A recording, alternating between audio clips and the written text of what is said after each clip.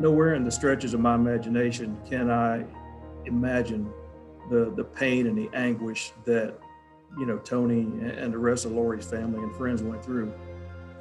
The first sign that Stephanie Isaacson had been murdered was the sight of her school books. Her dad identified them while searching for her near the desert lot just a half-mile from her home. His friend Gary Bradley had spotted the scene. "Are those hers?" Bradley asked.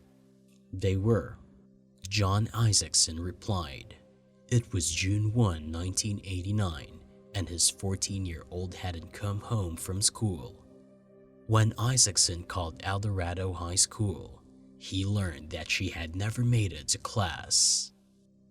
On the evening of September 27, 1974, 15-year-old Lori Nesson was one of many students cheering in the crowds at a high school football game in Columbus, Ohio. After the game, Lori, an Eastmore High School honor student, joined her classmates at several parties. She was last seen leaving a party at 12:30 a.m., but she never made it home.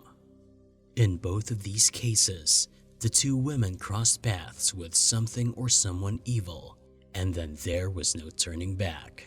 These two cold cases that we are going to look into in this video went on with the investigation for decades.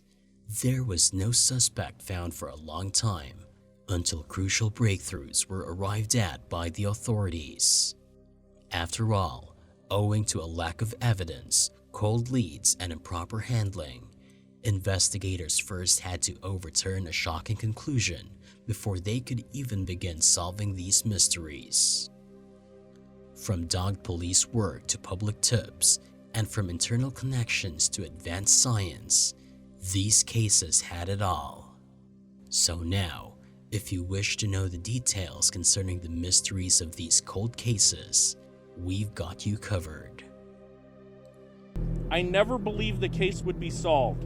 It's good to have some closure, but there is no justice for Stephanie at all. We will never have complete closure because nothing will ever bring my daughter back to us.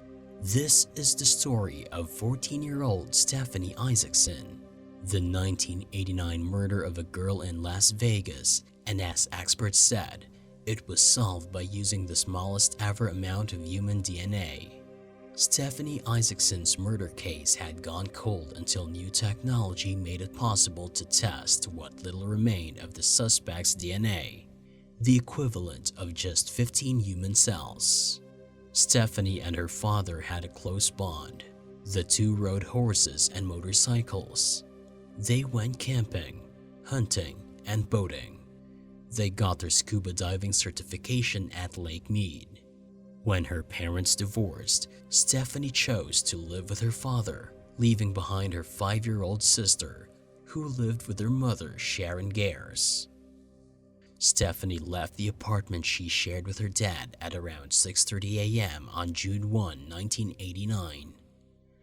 Her father worked nights as a staff sergeant at Nellis Air Force Base, so he did not see her that morning. At school, her choir teacher noticed she was missing. Typically, Stephanie would spend a lunch hour in her classroom with her friends. They called themselves the Little Team. According to her teacher Jocelyn Jensen, it wasn't like Stephanie to miss school. Despite the concern, the school didn't call Isaacson about Stephanie's absence. He only learned that she had not been seen when his girlfriend told her that she hadn't come home. After her father filed a police report, he and his friends picked up their horses at the stables at Nellis, about 4 miles away. They scoured the small desert area that Stephanie would sometimes cut through to get to school. When they spotted her belongings, Isaacson called the police again. An extensive helicopter and ground search ensued. About 25 yards away, a police dog found Stephanie's body under an orange discarded carpet. The teen's brown hair was in disarray and her clothes were dismantled. She appeared to be about 5 feet 6 inches tall. Her body was mutilated, No other items of evidence, including her shoes, were found. After Stephanie's death, her friends in the choir were stoic, but didn't know how to cope. They wondered if the person who did it had been someone who went to or worked at their school. "She's been a part of my heart for a long time. What she would have been, what she could have been. That's the sadness in it all." One of her friends remembered Stephanie with these words. But the question was, who did Stephanie cross paths with on her way to school? Who could have wanted such a beautiful woman to be dead? What were his intentions? And why did he choose Stephanie? To find answers to all of these questions, a massive investigation was launched. The authorities began their investigation by looking out for ways through which Stephanie might have crossed paths with a man who had intentions to end her life. Was he surveying the area, or did he pick the lot to set up and wait for the right victim? These were the questions they were looking answers for. According to a detective in the case, the killer might have pounced on Stephanie. She left behind a trail of books and keys. Officers observed a zigzag trail where she may have been dragged to the foliage where she was found.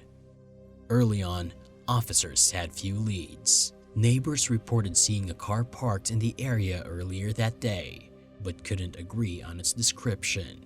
Others told police that vagrants were common in the then undeveloped area near Stewart. In the years since, investigators traveled to Washington State, Ohio, and Texas to churn up suspects. But over the years, a lengthy investigation spanning decades ensued, and all available investigative leads were exhausted. Stephanie's killer remained undiscovered. When Stephanie's case went dry nearly 2 months after her death, authorities released an FBI personality profile of the killer. The profile indicated that Stephanie's killer was in his early 20s. He lived or worked near the crime scene. He may have been a loner whose behavior changed after the killing, and he had interpersonal skills and a low intelligence level. According to the profile, shortly before the slaying, he would have had a conflict with a female in his life. But developing a killer personality profile didn't immediately help the detectives much. They still were unable to make an arrest or name a prime suspect. The case remained cold for the next 32 years. In 2021, the Las Vegas Metropolitan Police Department teamed up with Othram to re-examine DNA evidence from the crime scene in hopes that advanced DNA testing might generate new leads in the investigation. The case got heated up when local entrepreneur and philanthropist Justin Wu made a $5,000 donation to Othram Lab in Texas. Looking to help the community, Wu asked the lab to specifically process a cold case from the Metropolitan Police Department. The department then started talking about which case to select for the test. Cold case investigator Dan Long said it was his partner, Terri Miller, who first dusted off Stephanie's file. Over 3 years, Miller developed a relationship with Stephanie's family. She gave updates to the family every 6 months. Stephanie's age and the brutality of the crime stuck out the most to those who have investigated the case. Attempts to match the DNA found on Stephanie's shirt were futile. Nonetheless, Miller pressed the lab. In January, police sent the lab the remaining 12/10ths of a nanogram of DNA, the equivalent of 15 human cells.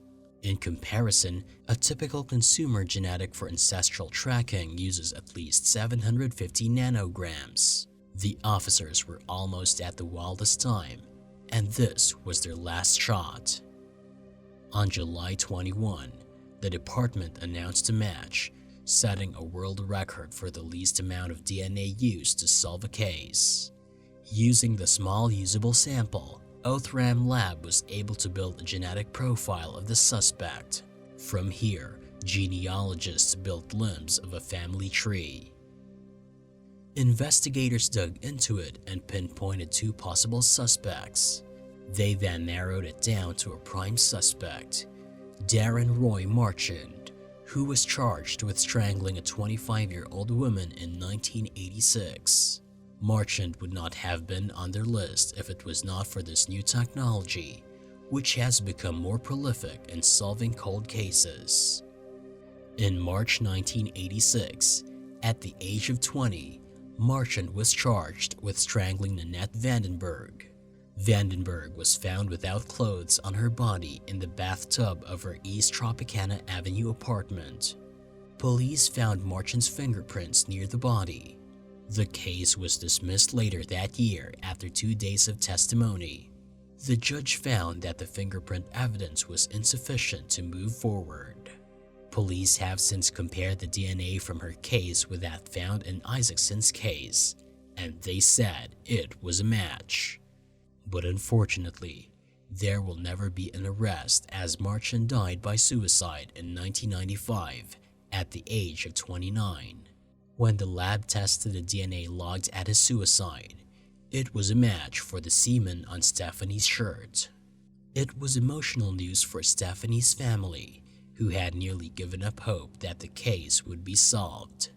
That son of a bitch got me twice, once when he took my daughter's life, and the other one when I didn't get the opportunity to look him in the eye, Stephanie's father said during a phone interview.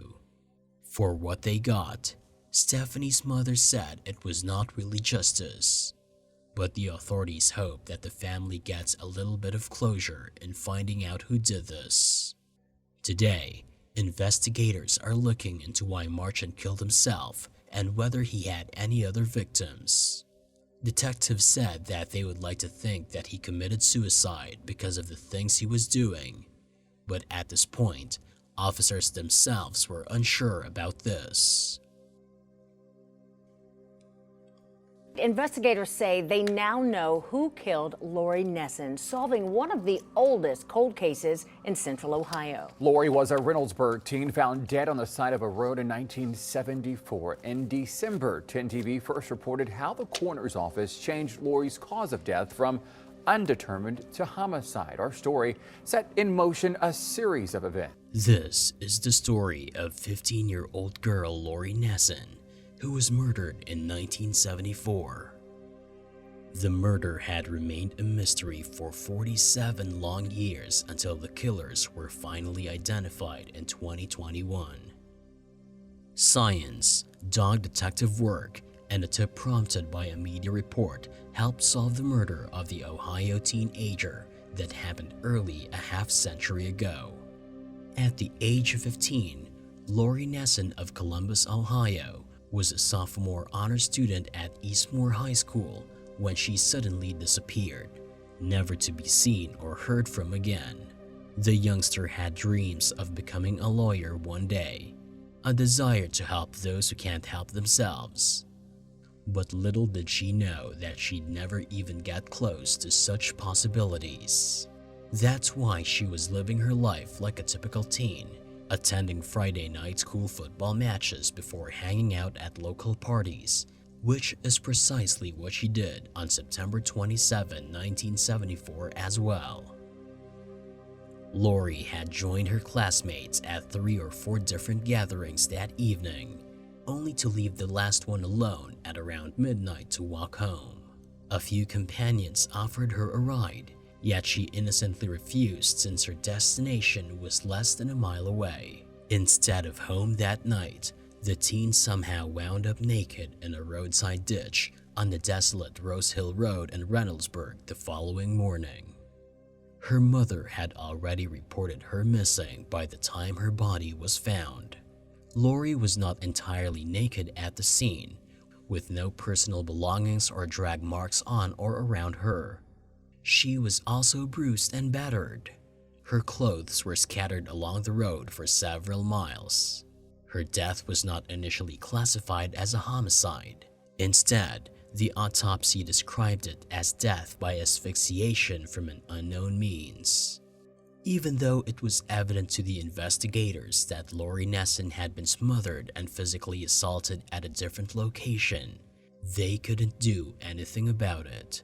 That's because there was essentially no concrete piece of evidence available, considering her young age and her last known whereabouts. They did interview several of her classmates, yet the only thing they uncovered was that a red car was likely connected to her or following her. It had been months since Lori's clothes were recovered from a rural county road, but the technology at the time wasn't advanced enough to pull out DNA evidence. But even with a little bit of information they had, the authorities followed every single tip as well as leads until they all dried up due to a lack of correlations. And when that got combined with the undetermined cause of death, they had no choice but to let the teen's case go cold. They couldn't even request simple warrants in this situation. Over the years, her case would be reviewed twice more, once in 1998 and once in 2007, but to no avail. With the lack of evidence and a shortage of DNA testing possibilities, the case went cold and remained that way for decades. It wasn't until 2019 that the case was reopened. Reynoldsburg Patrol Officer Craig Bradford solicited the coroner's office to reopen and review the case, which was based on a hunch he had. He then went through the files and found many inconsistencies that suggested Lori's death had involved foul play. In September 2020, Officer Bradford presented the evidence to the Franklin County Coroner's Office, and Lori Nesson's death was officially ruled a homicide. Lori's family had suspected foul play from the beginning.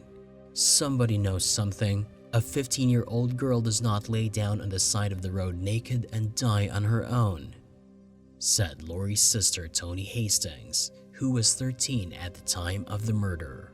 It takes me a while to process things, but we know who killed her. But that wasn't the end of the road for this case. In December 2020, news station WBNS 10 TV in Ohio shared an article updating Lori's case with the homicide ruling. And then, the police got a tip that would change everything in the case. After the segment aired, Police Sergeant Jim Coslow received a phone call from a cousin of the late Karen Adams, whose story was sadly very similar to Lori Nesson's. 17-year-old Karen Adams had been murdered 6 months after Lori on March 9, 1975. She had disappeared while walking to a friend's home. The next day, Karen's body was discovered in a ditch in Blacklick, Ohio, less than 4 miles from Reynoldsburg. Like Lori, Karen's murder was left unsolved for decades. Say Lori and Karen likely weren't the only two victims. Tonight at 11, why police now describe Robert Meyer and Charles Weber as serial killers. Sergeant Coslow reached out to the investigator who helped solve Karen's case in 2011 using advanced forensic technology, which identified Karen's killers as Robert Meyer and Charles Weber. Robert Meyer of Cincinnati and Charles Weber of Columbus were known sexual predators who not only lived together at the time of the offense, but also drove a red vehicle. That, along with the positive DNA matches, was enough to confirm that they were responsible for Lori Nesson's homicide. By the time Karen's murderers were identified, Charles Weber had already died. Robert Meyer, on the other hand, was now 70 years old. He was arrested and sentenced to 15 years in prison for the murder of Karen Adams. He passed away behind bars at the age of 74 in 2015, 3 years after he was convicted. In 2021, Lori's family and friends gathered to honor her life, which Gene Adams, brother of Karen Adams, also attended. Beforehand, Lori's sister Toni visited Lori's grave to tell her of the killer's identification and let her know that justice had been served. I really hope that this opens the doors for other cases for other families that have no answers. Nobody should ever have to wait 46 years. Tony Hastings said in a statement to the media. What do you guys think about these cases? Is justice delayed actually justice served? Does it provide real closure to the victim's family? Let us know your thoughts in the comments below. If you like the video, hit that like button, share this video, subscribe to our channel, and hit the bell icon to never miss an update on more such fascinating mysteries of crime.